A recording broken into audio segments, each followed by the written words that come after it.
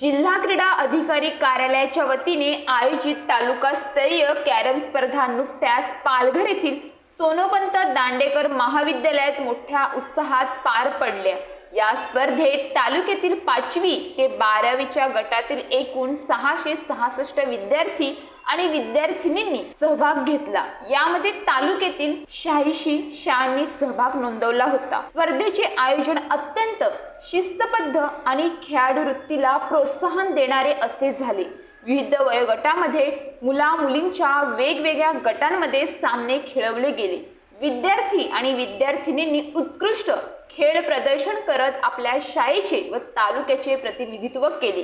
या स्पर्धेमधून विजेते खेळाडू निवडण्यात आले असून ते लवकरच होणाऱ्या जिल्हास्तरीय कॅरम स्पर्धेत पालघर तालुक्याचे प्रतिनिधित्व करणार आहेत। या माध्यमातून विद्यार्थ्यांना खेळातील प्रगतीसाठी उत्तम संधी उपलब्ध होत असून जिल्हा स्तरावरील स्पर्धांसाठी त्यांच्या निवडीमुळे त्यांच्यात नवचैतन्य निर्माण झाले आहे।